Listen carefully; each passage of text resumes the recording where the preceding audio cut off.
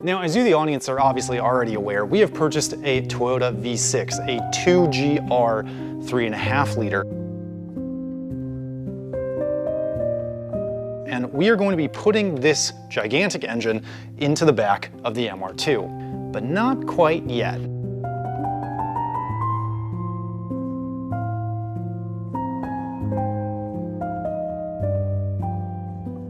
In this episode, we are going to be focusing on preparing the MR2 for one final outing with its trusty 2.5 liter 2AR engine.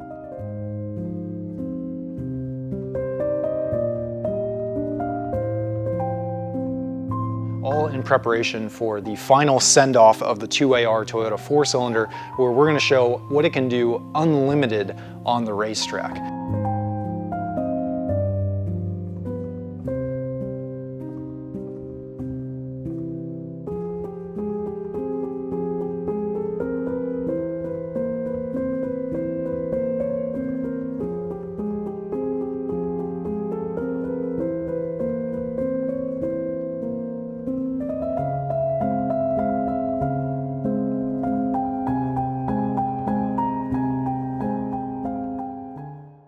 Guys, welcome back to Gears and Gasoline. Today, we are at the racetrack and we are gonna go racing. But first, I've got good news and I've got bad news. The good news is that Quadlock, the Australian inventor of these incredibly innovative and durable phone mounts and phone cases, was satisfied with the number of y'all that clicked through on our link and used our Quadlock discount code, and they have locked us in for an entire year of sponsorship, which means that the Gears and Gasoline only fans will be deferred by at least another year. The bad news is that unfortunately, the Australian accent has remained in the contract, which means they want at least another year of Aussie Ben. But you guys, well, you're getting sick of the accent. So what I'm left with, guys, is a choice between what my corporate sponsors want and what you want. The little guy watching from home on a Saturday morning that just wants to see some honest to goodness from the heart automotive content. So am I going to sell out and just become another automotive YouTube channel that's been bought out by Big Phone Mount? Am I going to fold and allow Quadlock to turn me into just another Australian, sacrifice my Taiwanese and American heritage at the altar of the almighty buck? No. Not a chance. No, Gears and Gasoline is as American as apple pie and Bob Dylan. If you want this Central Virginian accent, you can come and pry it from my cold, dead hands. Dear viewer, you can rest assured that as long as Ben and I are in charge around here, we're not going to change for anybody.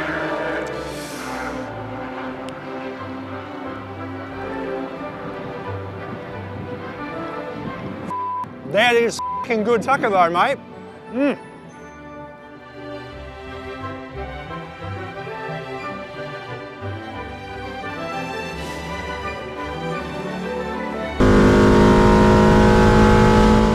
Feels good to be back on track with the MR2. She's even faster than I remember. These cams are doing work. 250 horsepower, 2,400 pounds. It does not get much faster than where'd this Corvette come from?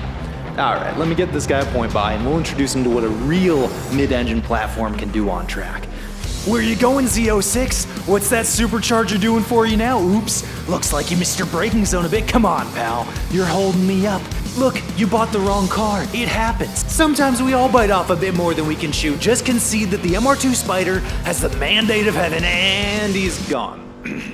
Oh look, my car is overheating. Welcome back to the Toyota Unlimited Racing Development build. And say goodbye, because this is the last time you're gonna see this Toyota 2AR 2.5 liter in the back of this MR2. This is going to be the final send-off event for this engine before we go to the V6 swap. But there's something different about this event for this car. We've run this car many times here at Virginia International Raceway, but we've never done it with full power and minimum weight. So this is going to be the first time that the Toyota Unlimited Racing Development MR2 will be running at VIR totally unlimited.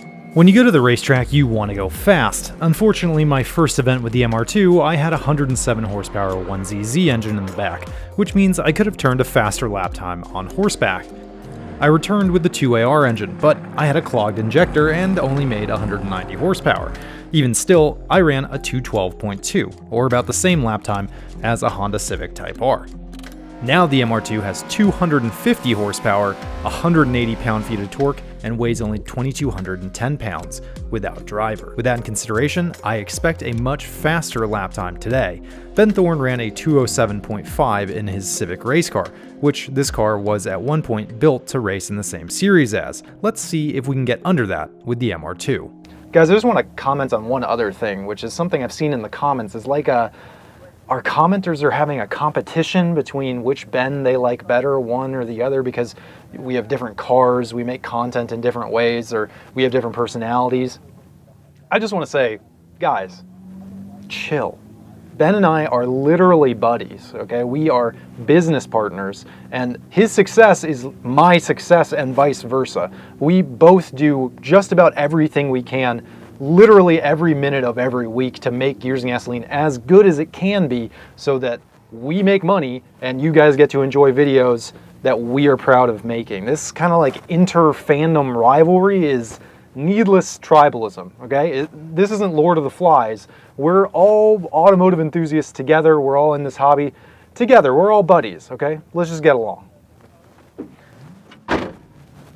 Now let's go and absolutely embarrass this loser's lap time. I am going to make him too ashamed to ever upload another video. By the time I'm done here, we are going to literally end this little hobbit's career. PIR, special stage, go! Alright, cool and temp, check. AFRs, check. Pedal to the metal. There's an M3 behind me that's much faster on the straights. Point and by. Point by successful, now's my chance. Follow this faster car through to break Ben Thorne's record.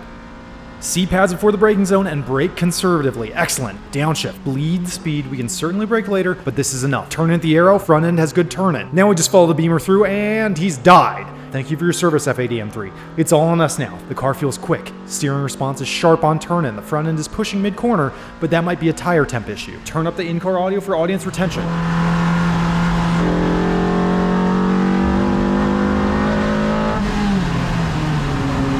Nando!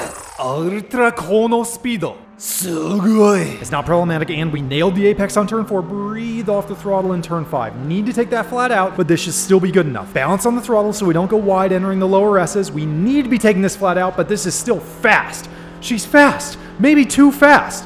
Mankind might not have evolved to handle this kind of speed. Ben Thorne's record doesn't stand a chance. Entering the uphill S's at 120 miles an hour, my goodness, I am the Asian Lewis Hamilton. I should upshift next time, definitely losing speed in 4th gear. Nose is good grip, wait for the brakes in the turn 10, wait. Now, I've screwed up. Too much brake into turn 10, and why am I not on the gas? I'm a moron. I'll never beat Ben Thorne's record at this point. I don't deserve to. All right, don't be too hard on yourself. What are you doing through Oak Tree, you fool? Do you always want to be known as the slow Ben? You never had the makings of a varsity athlete. You disgust me. Super inferiority complex debut. It's fast. It might be the fastest car ever built. This is where I make up the gap to Thorne's Civic. Those camshafts are really doing work. MR2 has never pulled this hard down the back straight. Upshift to 5th, we're doing 134 miles an hour. Seat the brake pads, wait to brake, wait to brake. Where do I brake? I haven't turned any laps in this thing. Hit the brakes at the 2 board. That's still too early, but we'll compress it next lap. Next lap? Next lap you could be testing the roll cage. Do you really want to die knowing Ben Thorne was faster than you? You need your fastest lap now. Do I upshift? Let's keep it in 3rd. It's clumsy to downshift from 4th to 3rd. Needed to hit more curb there. Hard on the brakes. I'm a I can do this. All right, let's go, let's go. This is gonna be our quickest lap so far. Lots to improve on, but we're all green on the aim. That's it, I've done it. In a few hundred yards, Thorne's 207.5 will be history. It's moments like this where one must pause and ask the hard questions. What is it about cars? Why do I have such a connection to these pieces of 212.1? This is impossible. I'm 5 seconds off his time. What was all this for? All these late nights and long hours, if not to humiliate my coworker. That's fine. That's fine. I'll just shave 6 seconds off this lap. Ben Thorne, get ready to kiss your record. Why will my clutch pedal come off the floor? We're having a hard time actually turning laps because fluids, basically. So we had the coolant, there was still air in the system, and now I bled the clutch a ton before we came to the track, but the clutch line runs up the firewall and it's like that close to the header. The fortunate part is that I did at least PB on the last lap. I did a 212. And that was not really pushing the car. So there is easily a sub 210. So the issue is that we need to find some kind of way to channel air from underneath the car onto the clutch line that's being overheated. And in order to do that, we need some kind of thin, malleable piece of aluminum that would still be heat resistant, but I just don't know where we would find.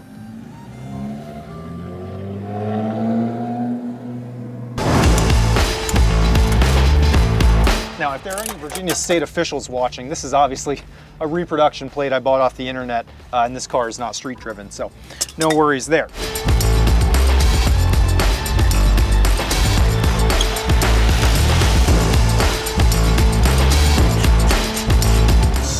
Oh yes, it's a scoop.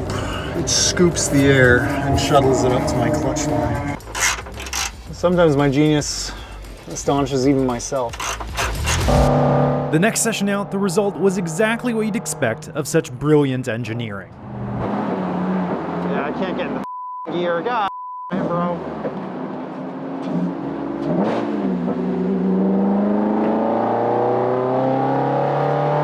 So it didn't work. Now we are bleeding the clutch. Step on it. Maybe some air got in there or something somehow, and we'll see if this fixes it. It did not fix it. I watched helplessly as drivers went out for the very last session of the day and tried desperately to manually bleed the internal slave cylinder on the transmission using a hole in the bell housing, and I went back out for one last shot.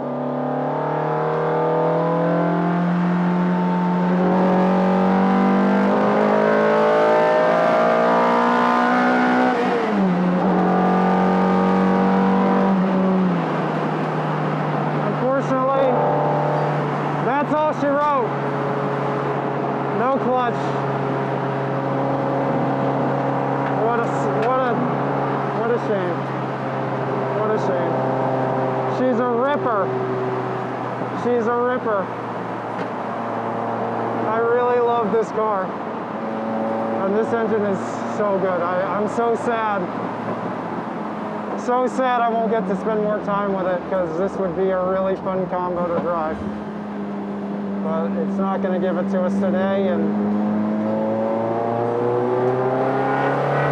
today's all we got, folks. Well, unfortunately, guys, kind of a letdown of a send-off. But it is phenomenally quick. I was able to PB on a horrible lap. There was seconds and seconds more time left that, you know, we just never really got to see the potential. Turns out Ben Thorne is actually kind of fast. So thank you to AR. And how else do you see off an old friend, but with a toast?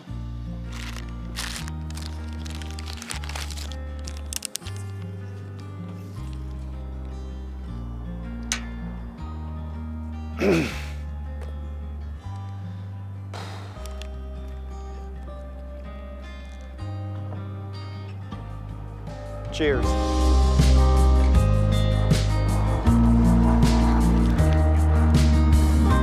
And thank you, Quadlock, for sponsoring this video. As the sun sets on the 2AR engine's time in this chassis, I can't help but feel a lack of closure.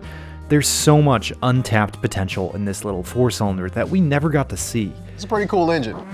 Is it right that I should arbitrarily do away with what is an extremely strong, well-suited engine to this chassis just because my YouTube release schedule says, oh, it's time for an engine swap? Am I ultimately doing this because I strive to build the best cars I can and elevate my craft while leaving a meaningful, if temporary, mark on the automotive community? Or are my actions just guided purely by cynicism and views? Introspection is for nerds. Refinement boring. Put big engine in. Why use 4 cylinders when 6 bigger number? I can't spell nuance, so I don't need to know what it means. I'm going to leave a meaningful mark on a Jersey barrier. Everything must scale infinitely. V6, V6. The mechanisms of commerce demand it. Blunt force trauma is a myth. This build is a metaphor for societal decline. My death will only boost merch sales. The wheels of industry go brr. There's no replacement for displacement, except the father I never had.